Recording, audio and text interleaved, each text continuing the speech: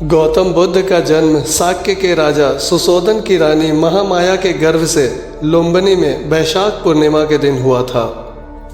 शाक्य गणराज्य की राजधानी कपिलावस्तु थी। बुद्ध के पिता शाक्यों के राजा सुशोधन थे। बुद्ध को शाक्य मुनि भी कहते हैं। गौतम बुद्ध के बचपन का नाम सिद्धार्थ था। सिद्धार्थ की माँ माया देवी उनके जन्म के कुछ देर बाद ही मर गई थी।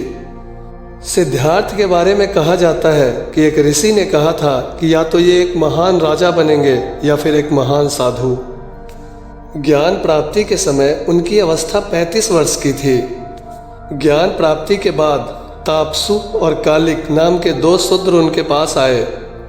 महात्मा बुद्ध ने उन्हें ज्ञान दिया और वे बौद्ध धर्म के प्रथम अनुयायी बने। गौतम बुद्ध की मृत्यु 80 वर्ष की आयु में हुई थी। बौद्ध ग्रंथ महापरिनिर्वाण सूक्त पाली भाषा में उल्लिखित है। उस वर्ष वारिस से पहले बुद्ध राजगृह में थे। वहां से वे भिक्षुक के संग यात्रा करते वैशाली पहुंचे। वहां के पास वैल ग्राम में उन्होंने वर्षावास किया। यहाँ वे बीमार हो गए। स्वस्थ होने पे वे फिर अम्रग्राम, भंडग्राम, जम्बुई ग्राम, भोगनगर आदि की यात्रा करते पावनगर ग्राम में पहुंचे।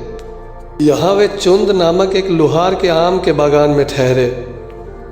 उसने खाने में मीठे चावल, रोटी और मध दिया। बुद्ध ने मीठे चावल और रोटी औरों को दिलवा दिए, पर मध इसलिए किसी को नहीं दिया क्योंकि उन्होंने समझ लिया था यह कोई अन्य पचा नहीं सकता। स्वयं उन्होंने भी जरा सा ही खाया और बाकी जमीन पे गिरवा दिया। इसको खाते ही वे बीमार हो गए थे और उनकी मृत्यु हो गई।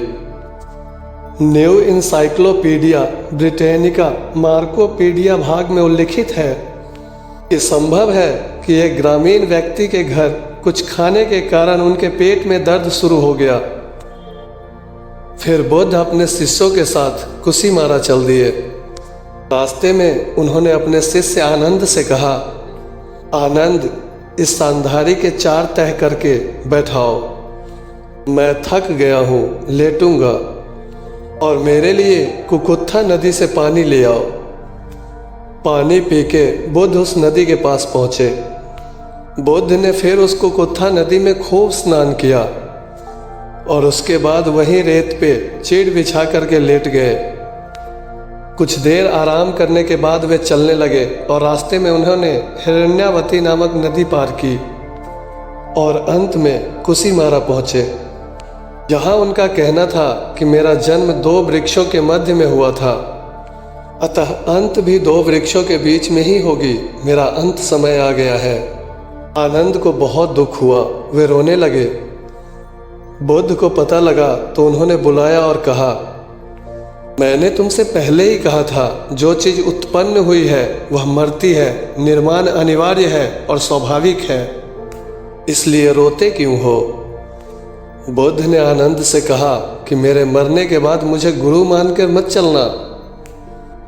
बुद्ध की मृत्यु के बाद उनके पुत्र राहुल भी भिक्षु हो गए थे, पर बुद्ध ने उन्हें कभी कोई महत्व प्राप्त नहीं होने दिया। बुद्ध की पत्नी यशोधरा अंत तक उनकी शिष्य नहीं बनी। उनके मरने के 6 दिनों तक लोग उनके दर्शन के लिए आते रहे।